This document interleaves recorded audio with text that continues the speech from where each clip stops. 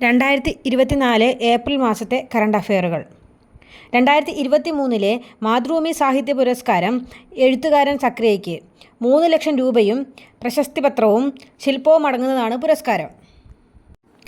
Kerala state library council ഏർപ്പെടുത്തിയ ഐ.വി. ദാസ് പുരസ്കാരത്തിന് M. Mukundan, പി.എൻ. Panicker പുരസ്കാരത്തിന് ഇയ്യക്കോട് ശ്രീധരനും അർഹരായി.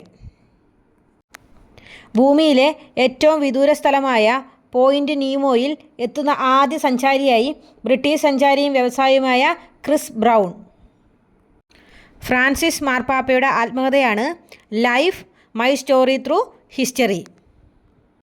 ലോകത്തെ ഏറ്റവും പഴക്കമുള്ളതും വൈവിധ്യമാർന്നതുമായ അന്താരാഷ്ട്ര പാചകകലാ മത്സരമായ പാചക ഒളിമ്പിക്സ് 2024 1 സ്വർണവും 2 വെള്ളിയും നേടി മലയാളി ഷെഫ് ശ്രേയ അനീഷ്.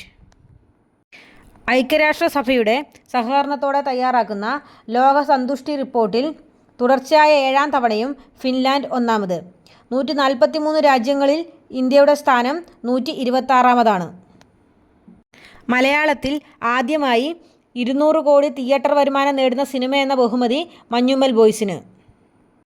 അന്താരാഷ്ട്ര ഹോക്കി ഫെഡറേഷൻ അത്ലറ്റിക് കമ്മിറ്റി അംഗമായി Indian hockey goal keeper PR ശ്രീജേഷിനെ തിരഞ്ഞെടുത്തു. മികച്ച ഇന്ത്യൻ ഗോൾ കീപ്പർക്കുള്ള പുരസ്കാരം ശ്രീജേഷിന് ലഭിച്ചിരുന്നു. കോങ്കോയുടെ ആദ്യ വനിതാ പ്രധാനമന്ത്രിയായി ജൂഡിത്ത് സുമിൻവ ഡുലൂഗ അധികാരമേറ്റു.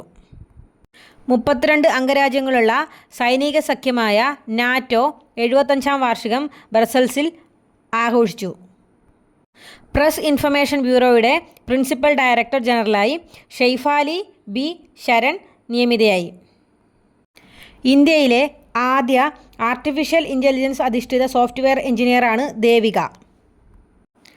ആണവവാഹക ശേഷിയുള്ള പുതിയ തലമുറ ബാലിസ്റ്റിക് മിസൈൽ അഗ്നി പ്രൈം ഇന്ത്യ വിജയകരമായി പരീക്ഷിച്ചു.